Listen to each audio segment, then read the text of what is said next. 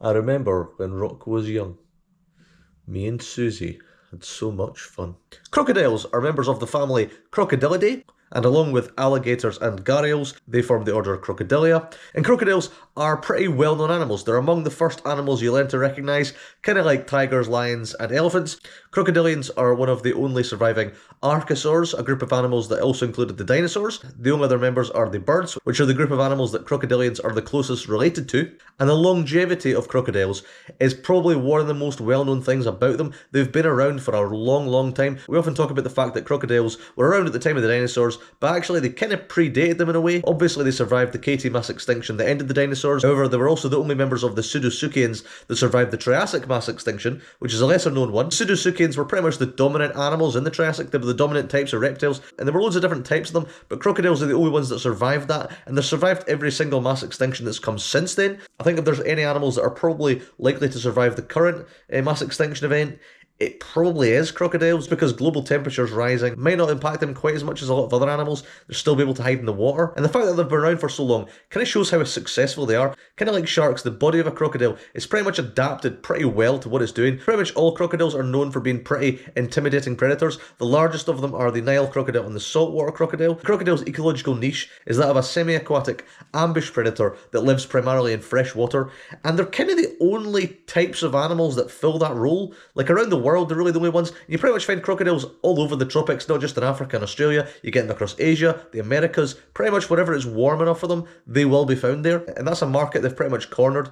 And no one else has been able to get a look in because crocodiles do that job so well. You just have to look at the way a crocodile hunts. You see it kind of drifting through the water like a log, and then it launches itself out the water to grab its prey. The larger species of crocodile generally feed on larger mammals, and during the time of the dinosaurs, crocodiles would have hunted in a pretty similar way and would have probably hunted predominantly large herbivorous dinosaurs. So the crocodiles haven't really changed, but the prey has, but they're so perfectly adapted to that role that it doesn't really matter how much their prey has changed, they're still able to tackle it in pretty much the same way. And the anatomy of a crocodile's pretty interesting. They've got a lot of really good senses. The sense of smell's really good, eyesight's not bad. They've also got one of the strongest immune systems in the animal kingdom. I think the only animal that tops them is a Komodo dragon, also a reptile. And the most distinguishing thing about a crocodile is its mouth. The crocodile's snout is a pretty serious bit of kit. It is pound for pound the strongest bite force of any animal currently left today, and actually crocodiles rival most prehistoric animals as far as we're aware. And it should be noted that the muscles that crocodiles use to close their mouths are significantly stronger than the ones used to open them. The muscles they use to open their jaws are actually comparatively weak. You don't see Steve Irwin holding them with his hands and actually just tying off their snout, which kind of goes to show you how easy it is to keep a crocodile's mouth closed. The problem with a crocodile is once its mouth open,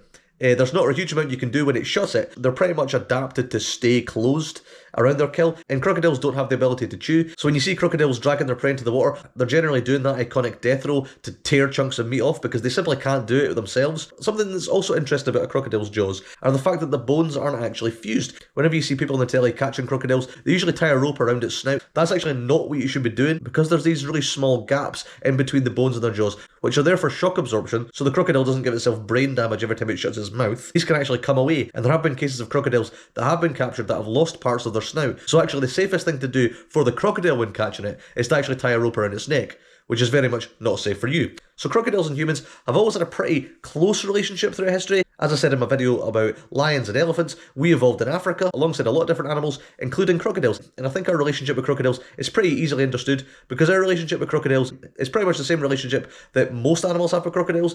If you are coming to the water for a drink, it doesn't matter if you're traditionally a predator or traditionally a prey item, crocodiles will eat you, and they're pretty indiscriminate in that sense. Kind of always find it interesting when you watch these programs set in Africa, like Kingdom or Dynasties. We see these animals, lions and hyenas and leopards fighting on land.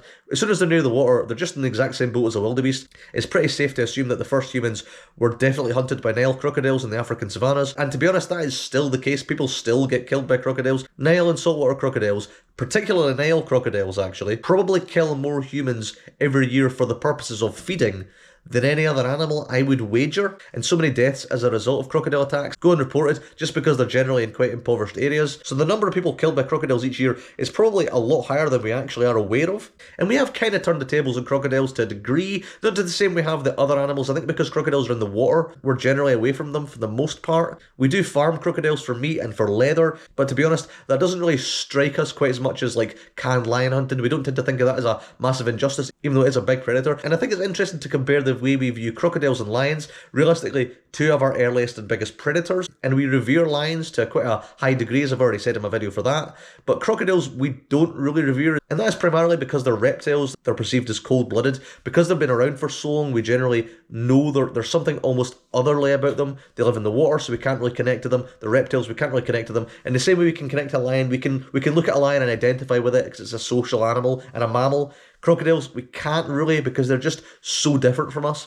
And we generally view them with an air of suspicion, like we do with snakes as well. But crocodiles have been worshipped to a degree. In Egyptian mythology in particular, the god Sobek was a crocodile, and he wasn't generally portrayed as that bad. Amnu was also part crocodile, the sort of beast in the underworld that would eat the hearts of those that were deemed unworthy. And I think when you look at modern pop culture, crocodiles don't actually pop up that much. They do pop up in media, but never as kind of a main hero or main antagonist. They're usually just there as a sort of threat if someone's near the water. The most famous crocodile I can think of is the one in Peter Pan, the TikTok crocodile, the one that bites off Captain Hook's hand and basically chases him for what is presumed to be the rest of his life. And again, that crocodile isn't the main villain of the story, but it's by no means a hero. It's very much just a presence in the background that's kind of threatening the main villain. And when you're looking at the symbolism of that character in that story, on one hand you could view it as a really hungry crocodile that's got a taste for a very specific human's flesh and just wants to hunt him forever, which is kind of a more monstrous, beastly sort of character. But on another hand, you can almost look at it as our perception of crocodiles in time. Because the crocodile also swallowed a clock, it's constantly ticking, which is a constant warning of that it's there. And because we know crocodiles are so ancient and so old, the ticking of the crocodile, whenever it's near Captain Hook, which would symbolise his imminent demise, or what he would think of as his imminent demise, could almost be reminiscent of the fact that the crocodile will ultimately outlast Captain Hook. And in fact, crocodiles will probably outlast humans, and we're kind of aware of that. I think the general perception we have of crocodiles is that they're cold-blooded, really horrible, scary monsters. And, you know, to us, they kind of are. But crocodiles have a lot more going on. So crocodiles are the most social of all reptiles. You generally see quite large groups of crocodiles just basking together, hanging out in the water. And they're not actually territorial. You'd think an animal as big and aggressive as like a large Nile crocodile would be aggressive. They're really not. Saltwater crocodiles are territorial, but Nile crocodiles definitely aren't. And it's not uncommon to see crocodiles feeding at the same carcass. When a really big crocodile catches a wildebeest, smaller crocodiles will also feed on the same carcass. And the big crocodiles aren't that bothered about it. Maybe it's because their metabolism's so slow. And a lot of big crocodiles, if they have a big meal, only really need to eat like once or twice a year. And maybe because animals are always having to drink, there's always a ready supply of food there, so maybe they just don't need to compete with each other. There's also some evidence to suggest that crocodiles are actually a bit more intelligent than we'd think. The fact that they do sometimes hunt cooperatively would indicate there's an element of intelligence there. We don't really know. It's not very well studied though, to be fair, so, you know, further studies needed on that to confirm things, I think. Crocodiles are also the most vocal of all the reptiles. Crocodilians in general are pretty vocal. They've got quite an extensive repertoire, which is quite interesting. And also crocodiles engage in parental care. Mother crocodiles are probably the most famous, certainly reptile mothers in the animal kingdom.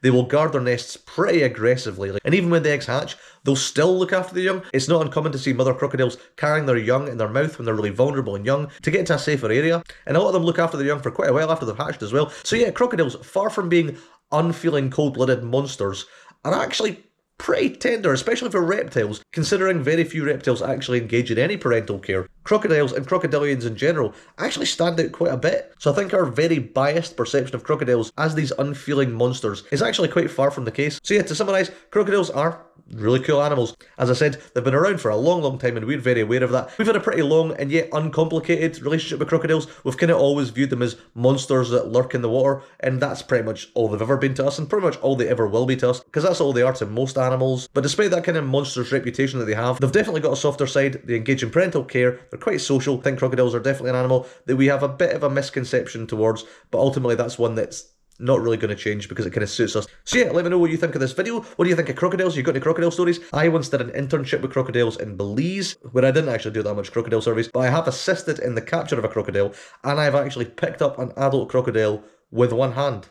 So, you know, there's a little fun fact for you. But yeah, if you've got any interesting crocodile stories, or you've got really any strong opinions of crocodiles, let me know. And let me know if you've got any recommendations for any animals you'd like me to talk about in the future, especially any reptiles, because I don't actually have too many of them on my list. So any recommendations are welcome.